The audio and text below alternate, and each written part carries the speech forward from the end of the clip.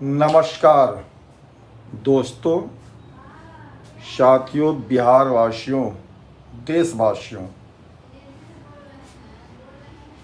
बिहार में अब चंद दिन ही बच गए हैं और लोग दरवाजे दरवाजे पहुंचेंगे भी और मतदान भी होंगे। बिहार में बदलाव ने करवट लिया है। राष्ट्रीय आम जनशक्ति पार्टी का संकल्प ही था कि हर समस्या का है उपचार, हर हाथ में हो एक रोजगार। जब हाथ में होगा रोजगार, नहीं उठाएगा कोई हथियार। सरकार बनाओ, सरकारी नौकरी पाओ। और इस एजेंडे के तहत मैं लगातार देशवासियों के लिए, बिहार वासियों के लिए संघर्ष करते आ रहा हूँ। 2014 से ही नारा दे रहा हूँ। लोगों ने इसके बहुत मजाक उड़ाया कि सबको नौकरी नहीं दिया सकता है, ये कैसी बातें करते हैं। लेकिन बिहार का चुनाव गवाह हो गया कि हमारी बातें बिल्कुल सच साबित हो रही है। और सच है भी। लोग, जितनी भी पार्टियां हैं, नेता हैं, देश के प्रति, जनता के प्रति जिम्मेदार हो, उनके सुख दुख की चिंता करे, तभी इस समस्या का समाधान निकल सकता है। और कोई अपने घर से देना भी नहीं है। किसी को भी, किसी नेता को अपने बाप के घर से कुछ नहीं देना, 1 रुपया भी नहीं देना। देश की व्यवस्था, राज्य की व्यवस्था देश के और राज्य के लोगों के लिए देने में बिल्कुल सक्षम है। और आज वह मौका आ गया कि महागठबंधन का नेता, जो मुख्यमंत्री के उम्मीदवार भी है महागठबंधन के, तेजस्वी यादव ने घोषणा किया है कि हर घर में एक सरकारी नौकरी देंगे। मतलब 3.25 करोड़ लोगों को सरकारी नौकरी सरकार बदलने के बाद मिलने जा रहा है। मतलब क्रांति होगा। मतलब गरीब, सबसे ज्यादा गरीबी किसमें है? पिछड़े में, दलित में, अत्यंत पिछड़ी जाति में, मुसलमान में और सवर्ण में भी है, बहुत कम है। तो जो लोग भी है उनके लिए बहुत बड़ा मौका है। आपको मैं बता देता हूं, सभी भाइयों सुनते रहिएगा। आपको बरगलाने का काम वैसे लोग करेंगे जो आपसे हमेशा काम करवाते आ रहे हैं। खेतों में पानी पटवाते हैं, खेतों में झाड़ू और घरों में झाड़ू लगवाते आ रहे हैं। अब उनको डर लगने लगा होगा कि अगर सबको सरकारी नौकरी दे देगा तो मेरा काम कौन करेगा। इसलिए उनकी बातों में नहीं आकर अपने सपनों को साकार करने के लिए राष्ट्रीय आम जनशक्ति पार्टी का भी यही है। मैं चुनाव नहीं लड़ रहा हूं, आपके लिए मैंने त्याग किया है। आप सबों के लिए मैंने त्याग किया, बड़ी त्याग किया है। राष्ट्रीय आम जनशक्ति पार्टी का यही मानना है, चुनाव लड़ना और जीत कर जाकर क्या करना है। अगर जनता का काम ही नहीं होगा तो फिर विधायक और एमपी बनने से क्या फायदा है। मेरा यही मानना था कि बिहार की गरीबी, देश की गरीबी, बेरोजगारी खत्म हो। और यह खत्म हो सकता है अगर नेता ईमानदार हो, नियत और नीति सही हो, तो कोई मुश्किल काम नहीं है। और यह पहला मौका है आजादी के बाद। पिछले विधानसभा चुनाव में 2020 में इन्होंने 10 लाख सरकारी नौकरी देने का वादा किया था एक कलम से। हालांकि उन्होंने वो सफलता नहीं मिली, मतलब सरकार नहीं बना। उसके बावजूद भी बीच में इनको मिला था 17 महीने का काम। उसमें उन्होंने जो हद तक हो सकता था, क्योंकि सरकार तो नीतीश कुमार का था, तो लोग कहते हैं कि आपने क्या किया। तो तेजस्वी यादव ने भरसक प्रयास किया और उस प्रयास में सफल भी रहा। अपना काम को करने में वो सफल रहे। लेकिन जब तक कुर्सी, मुख्यमंत्री कुर्सी पूर्ण रूपेण से नहीं मिलेगा, आदमी का अधिकार एक सीमित हो जाता है। इस बार बहुत बड़ा एजेंडा है महागठबंधन का, और इस एजेंडा को तेजस्वी ने पार्टी मैनिफेस्टो में डाला है। समझिए, पहले भाषण दे देना और पार्टी मैनिफेस्टो में देना दोनों अलग चीज है। पार्टी मैनिफेस्टो में देने का मतलब है कि वो काम करने के लिए एकदम बाध्य होंगे, उनको काम करना ही पड़ेगा। और यह बिहार की जनता के लिए एक बड़ी इस बार पहले ही जीत है कि आपको केवल वोट देने से, एक वोट देने से आपके घर में एक सरकारी नौकरी मिलने वाला है। और इस मौका को किसी के बहकावे में, चाहे आपके क्षेत्र में किसी जाति का जो महागठबंधन का उम्मीदवार है, ठीक है, वो कमजोर है, मजबूत है, क्या है, नहीं है, ये देखना नहीं है। इस बार आपको मुख्यमंत्री बनाना है तेजस्वी यादव को, और तेजस्वी यादव को मुख्यमंत्री बना के हम कोई एहसान नहीं करने जा रहे हैं, बल्कि हमें उस आदमी से काम लेना है और गरीबी और बेरोजगारी से बिहार जैसे प्रदेश को मुक्त कराना है। बराबर सभी लोग बोलते हैं कि पलायन हो रहा है, अपराध है, अपराध भी कमेगा। जब लोगों को रोजगार मिलेगा तो स्वतः अपराध कम होगा। जब लोग को काम नहीं रहता है तब बेफालतू की बातें सोचते हैं। काम होगा तो उन्हें फुर्सत ही नहीं मिलेगा गलत काम सोचने का और गलत काम करने का, और दायित्व भी बढ़ जाता है कि अगर गलत काम करेगा तो उसको उसकी जो सुविधाएं हैं, जो नौकरी है, उस पर खतरा होगा। इसलिए बहुत सारे अपराध भी कम होंगे। और इसमें और भी है, वृद्धा पेंशन, विधवा पेंशन और विकलांग पेंशन, वो भी है। आपको 1500 रुपया होने जा रहा है। 1500 रुपया कोई कम नहीं होता है घर चलाने के लिए, एक आदमी के लिए, एक आदमी को अपना जीविकोपार्जन करने के लिए। और दूसरी बात है कि महिलाओं के सम्मान में माई बहन योजना के तहत प्रत्येक महिला को 2500 रुपया का मासिक मिलेगा हर एक महीने। तो इससे एक बड़ी क्रांति आएगी। अब इस पर कुछ लोग सवाल भी उठाते हैं कि भैया पैसा कहां से आएगा। बिल्कुल जायज सवाल है, लेकिन मैं तो जवाब देने में सक्षम हूं, मैं दूंगा। अभी तक जवाब लोग सही से नहीं दे पा रहे हैं, लेकिन आम जनता को इससे कोई लेना देना नहीं है।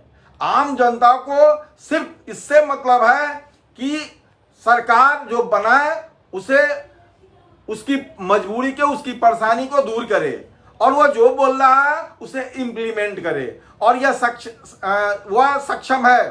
सरकार कोई भी हो, वह आम जनता के परेशानियों को दूर करने में और सरकारी नौकरी देने में सक्षम है। पैसे की कोई कमी नहीं है। मैं बार बार कहता हूं, और राष्ट्रीय आम जनशक्ति पार्टी तो यही लड़ाई लड़ रही है कि सरकार का पैसा खर्च करने से ही सरकार का खजाना और बढ़ता है। साथियों, बेकार की बातें लोग करते रहते हैं। एक बात समझिए कि सरकार, आम आदमी के पास क्या अधिकार है? आम आदमी को अपना खेत जोत कर और अन्न उपजाकर अपने भी खाना है और देश को भी सेवा करना है, देश को भी खिलाना है, यही इतना अधिकार है। बाकी सारे चीजों पर सरकार का अधिकार है। सरकार की तुलना आम आदमी से नहीं किया जा सकता है। सरकार से बड़ी कोई चीज हो ही नहीं सकती है। मैं कई बार बोल चुका हूं कि साहब सीधा डिमांड कीजिए, मांगिए। जो भी सत्ता में आना चाहता है उसे मांगिए, वो दे सकता है। आप लोग बाल में खाल निकालना शुरू कर देते हैं, जिसका नतीजा है कि जो मिलने वाला भी होता है वो नहीं मिल पाता है। 15-15 लाख की घोषणा किया था मोदी जी ने, और एक बार बोल दिया कि जुमला था। लोगों ने भी मान लिया कि 15-15 लाख रुपया नहीं, कहां से देगा? दे सकता था। आपको एक उदाहरण बताते हैं कैसे दे सकता है, और उससे बड़ी क्रांति आती। आखिर इस देश में करोड़ों लोग सरकारी नौकरी में है और करोड़ों लोगों को अनुदान, सरकारी अनुदान जाता है। आखिर पैसा कहां से आता है? नेता अपना बाप घर से देता है, हम हो या कोई और, वह हमारा आपका पैसा है, दिया जाता है। बहुत सारे ऐसे जो अब गवर्नमेंट संस्थान है, वहां से कोई आमदनी नहीं आता है, तो अभी करोड़ों रुपया अरबों रुपया उस संस्थान में खर्च होता है सरकार का। आखिर ये पैसा कहाँ से आता है, कहाँ जाता है? इसको आप एक गणित समझिए। मान लिया कि 1 करोड़ सरकारी कर्मचारी है, सर महीना के लास्ट में सबको जो वेतन है उसका, किसी का 10,000, 20,000, 25,000, 50,000, लाख रुपया सबके खाते में चला गया। देखिएगा खेल क्या होता है। पैसा नाम का कोई चीज होता नहीं है। अब सुनिए कि फिर की कौन बात बोल रहे हैं कि पैसा के नाम का कोई चीज नहीं होता है। अब सब आप उदाहरण से समझ लीजिए। अब पैसा ही समझना चाहते हैं तो पैसों का खेल समझिए। मान लिया कि 1 करोड़ आदमी में सरकारी नौकरी है, सबके खाते में महीना के लास्ट में 10,000, 20,000, 50,000, 1 लाख रुपया गया, पैसा चला गया अकाउंट में, लेकिन रुपया का गड्डी जो है, जो देता है उसी के पास रहता है। पैसा देने के बावजूद भी सरकार के खजाने पर कोई फर्क नहीं पड़ता है। समझते रहिएगा, बाद में फिर नहीं कीजिएगा कि क्या बोल रहा है। आपको दिक्कत होगा तो आप कमेंट कीजिए, इसमें सब बातों का जवाब होगा। तो क्या होता है, सबके खाते में चला गया पैसा, लोग भी खुश हो गया कि हमारे खाते में 1 लाख रुपया आ गया, 50,000 आ गया, 20,000 आ गया, 25,000 आ गया, 30,000 आ गया। और देने वाला भी खुश है कि पैसा तो मेरे ही पास है। निकालेगा बैंक से तब ना होगा उसका पैसा, नहीं तो पैसा तो मेरे ही पास है। ये है सिस्टम, व्यवस्था की ताकत। समझते रहिए पहले क्या होता है। अब देखिए, बोलिएगा नेताजी पैसा मिला है तो निकालेगा कि नहीं निकालेगा? हाँ निकालेगा, निकालेगा तभी बड़ा खेल होता है। इसी से देश का निर्माण होता है, रोजगार उत्पन्न होते हैं। तो सभी मान लिया कि सभी ने पैसे निकाले अपने अपने खाते से। पैसे तो खाने की चीज है नहीं। आप उन पैसों से अपनी जरूरत की चीजों को खरीदने के लिए किसी न किसी आसपास के दुकानदार के पास जाएंगे। जो ही वो पैसा देंगे उस दुकानदार को, और दुकानदार उसके बदले में आपको सामान देगा। तो क्या करेगा दुकानदार? वह पैसा अपने खाते में, बैंक खाते में डाल देगा। तो बैंक, दुकानदार का भी खाता और आपका खाता, दोनों खाता वह उसका अधिकार क्षेत्र सरकार के पास ही है। मतलब सरकार ही उसका मालिक है। मतलब एक हाथ से पैसा दिया और दूसरे हाथ से फिर ले लिया। दुकानदार ने पैसा जमा किया बैंक में, तो फिर बैंक में चला गया पैसा, और ऊपर से 28% GST आ गया। और दुकानदार ने जो पैसा कमाया तो उसका 10% से 30% तक इनकम टैक्स भी आया और 1% सेस आया। तो जो व्यवस्था इतनी ताकतवर और मजबूत है, जिसका पैसा खर्च करने से देश का खजाना बढ़ता है, घटता नहीं है। हम और आप तुलना कर लेते हैं कि वो नहीं है, हमारे खर्च करने में और सरकार खर्च करने में धरती आसमान का अंतर है। कोई इसमें तुलना नहीं है। तो एक हाथ से पैसा दिया, दूसरे हाथ से ले लिया, क्या घटा? जो आपने दुकानदार से सामान खरीदा वह घटा। और उस आपको सामान को पूर्ति करने के लिए प्रोडक्शन किया जाता है, उत्पादन किया जाता है, और उसको फिर डिस्ट्रीब्यूशन के जरिए लोगों तक पहुंचाया जाता है, जिससे रोजगार पैदा होता है। इससे देश चलता है। पैसा जितना अधिक तेजी से ट्रांजैक्शन होगा, उतना तेजी से रोजगार पैदा होगा और देश जो है वह विकास करेगा। कोई भी चीज हो, या मान लिया कोई शहर का एकदम एक रातों रात तो संभव नहीं है, क्योंकि उसमें समय लगता है। लेकिन मान लीजिए किसी शहर को पूर्ण रूप में बंबई बना देना है, या कुछ भी बना दो, जो आपकी सोच है, कोई दिक्कत नहीं है। पैसे की कमी, कोई अड़चन नहीं आएगी। केवल लेवल ऑफ थॉट होना चाहिए। जिसके पास सोच है वही कुछ कर सकता है। जो लुटेरा है और अभागा है, बेईमान है, और जिसके पास सोच नहीं है, जो जिम्मेदार नहीं है, वह देश के लिए, समाज के लिए, सब आदमी के लिए वह घातक है। और ऐसे आदमी वह जो है वह देश को दीमक की तरह चाटता है, चाटते आया है, चाट रहा है। साथियों, बिहार को मौका है अपना इतिहास बदलने का। आजादी के बाद पहला मौका मिला है कि बिहार की संपूर्ण गरीबी और बेरोजगारी एक बार में खत्म हो जाएगी अगर महागठबंधन की सरकार बिहार में तेजस्वी यादव के नेतृत्व में बनती है तो।